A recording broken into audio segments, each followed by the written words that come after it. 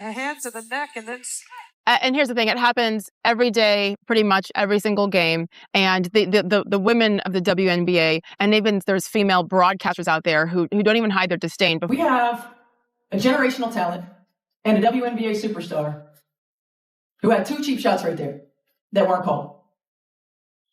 And I just say again, absolutely unacceptable. The microphone never stopped recording, and what it captured behind those sealed doors has detonated across the entire basketball universe. Imagine learning that the person you believed was the ultimate villain was only a chess piece in a far deeper scheme. When Indiana Fever head coach Stephanie White thought the arena feed and her lapel microphone were fully disconnected, she leaned toward an assistant and murmured something so disturbing, so buried, it was never intended for public ears. A revelation so destructive it could shake the entire foundation of the WNBA. Yet that was only the first explosion. The instant this classified audio leak reached the primary servers at NBA headquarters, Commissioner Adam Silver erupted. Without waiting a moment, without consulting a single executive, he inserted himself directly into the crisis and released an emergency confidential directive that froze the entire league. What Silver declared in pure fury is almost unbelievable. What was really unfolding in the shadows? Were officials secretly instructed from the highest level to go after Caitlin Clark no matter the cost? And the most haunting question of all, when Clark was being brutally punished on the floor, why did her own coach remain completely mute? In moments, every hidden layer is about to be ripped away and the disturbing reality exposed. Let's go directly into the center of this mystery, beginning with that explosive game where every limit of professional competition appeared shattered. What unfolded on that court didn't resemble ordinary basketball. It resembled a meticulously engineered trap. Caitlin Clark was being mercilessly singled out physically. Crushing fouls, unlawful screens, and punishing collisions unfolded openly. Thousands inside the arena roared with anger, showering the officials with boos, yet those 3 referees behaved as though they could see nothing. To them, it looked like the rulebook had vanished overnight. But the most stunning element was the WNBA before or watching. Dave Portnoy never talked about the WNBA. Suddenly he's tweeting about the WNBA. She's an unbelievable shooter. She's an incredible competitor, all those things. And they're going out of their way to break her and ruin her. It's not just the punch and the little extra dig and the kick. There was another play, I think maybe it was the same game, where one of the defenders did what's the most dangerous thing you can do in basketball, which is when someone shoots, that you just walk close enough to them so that they hopefully step on your foot, in which case they're going to either break an ankle or maybe, break it, snap an Achilles or something. And this is happening time and time again. And I would say that if the WNBA will not do anything about this, which it seems that they will not, that Caitlin, not whatever I called her before, not the one from CNN, that Caitlin Clark should leave the league and she should start her own league. And I know that sounds completely insane. And I know she'd probably, the toll it would take. And I get all the reasons not to do it. But at some point, there is something so grotesque happening here. And I would also say, and maybe this sounds a little sexist, there's something different about women hitting women than watching men hit men. I just think optically. It was almost as though she already knew precisely what had been arranged for Clark that evening. She never made a single move to challenge the brutal punishment being inflicted on her own player. Social media immediately erupted, with furious fans questioning how a coach could display such cold indifference toward her brightest star. The real detonation, though, happened after the final buzzer when the arena stood nearly empty. Microphones in the press room were still being prepared, and Stephanie White quietly settled into her chair. Once reporters exited, convinced the live feed had ended and the sound technicians had switched everything off, she bent toward her assistant and whispered a line that may destroy her career forever. Those words shattered every accepted protocol. She said, "We can't shield her from this anymore. None of it is in our control. They wanted it this way." Ridiculous, man. Alyssa Thomas is dirty. Look at the dirty plays. Look at this angle where she puts her knee directly on her groin. She was out to injure Caitlin Clark. Look at this. Streaking to the basket. Look at her. The ball is all the way over there. Why is your knee in her groin? What are you doing? What are you doing, Alyssa Thomas? The ball isn't even over there. Look at where the ball is, guys. Look at where the ball is. Why are you going through putting your knee on her groin? The ball is clearly behind you. Caitlin Clark don't got the ball. What are you doing? This is targeting. This is an attack. The WNBA needs to step in and do something about Alyssa Thomas and her goon squad brutally, viciously attacking Caitlin Clark. Brutally, viciously attacking Caitlin Clark. What are y'all going to do about it? What are y'all going to do about it? This is the biggest star to ever come in this league, and you're letting this thuggery go on. You're letting people viciously target her. It's ridiculous, man. Alyssa Thomas is a joke. Alyssa Thomas is disgusting. This is nasty.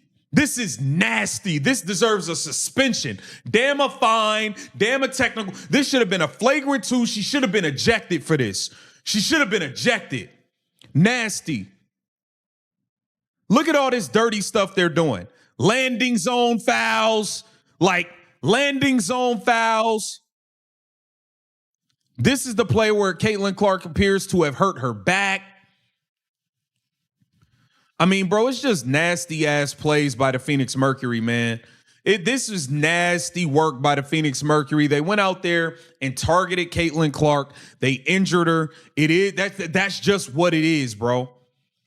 That's just what it is, man. This team is dirty as hell. And now you would have thought the WNBA would have been prepared, especially after what happened last game. But the WNBA clearly not prepared. They didn't do anything to stop this goon stuff, this thuggery from happening in the second game. Now, when we get to the actual game, Caitlin Clark was off to a blazing hot start, man. Caitlin Clark was 5 of 9.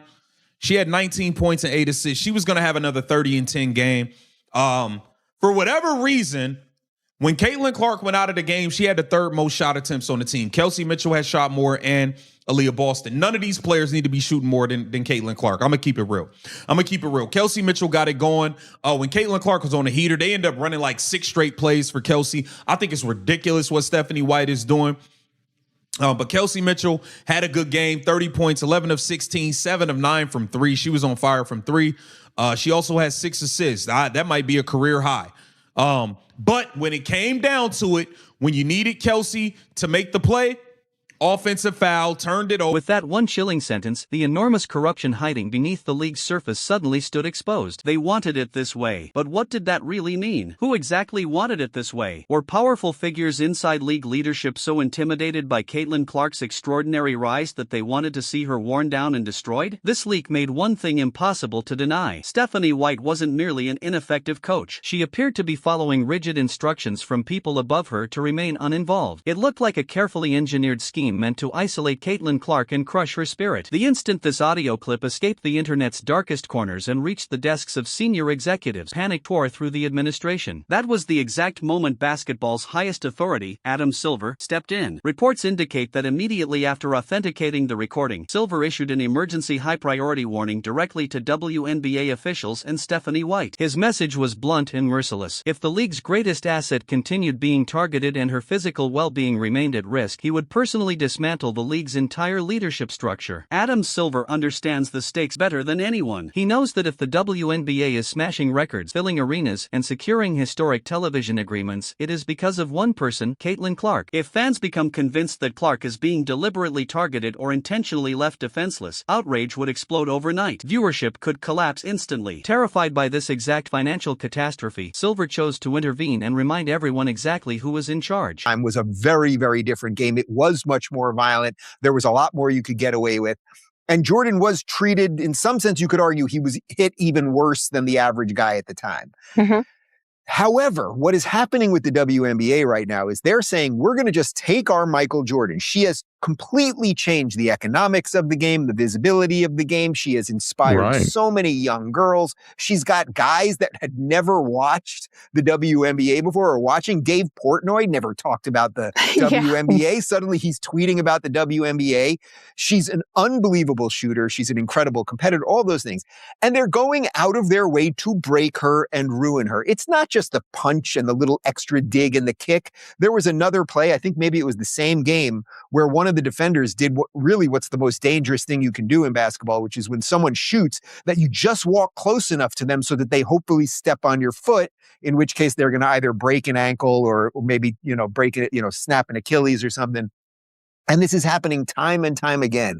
And I would say that if the WNBA will not do anything about this, which it seems that they will not, that Caitlin, not whatever I called her before, not the one from CNN, that Caitlin Clark should leave the league and she should start her own league. And I know that sounds completely insane. And I know she'd probably, the toll it would take. And I get all the reasons not to do it.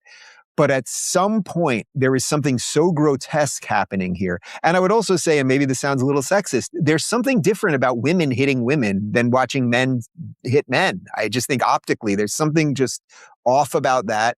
And they're ruining what should have been their moment to just put rocket fuel under this thing. All because she's white. I was gonna ask you. And there's the white, right? And why? there's the white and straight part, right? And straight. God forbid. Yeah. Is it that? Is it really that? Or is it like, oh, they went after Magic Johnson? Because then I was wondering that. Then you guys brought up Magic Johnson and, he wasn't divergent from a typical basketball player. So is it just the greatness or is it that or is it all of it? There's definitely something else going on here with the skin color and the sexuality. Like there's something going on. You can't read the mind of every individual player who kicks her in the head, but there is definitely this tension because the league in essence has embedded itself with so much of the woke stuff that why wouldn't you be wildly against the successful white straight person in the league? Let's put it this way, then I'll stop.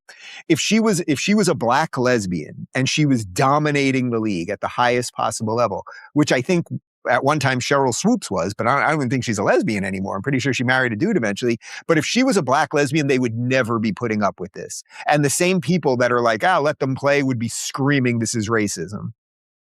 This is so sad. I heard there's a league in Southern Florida where they're going after this guy named Dave Rubin. Yeah.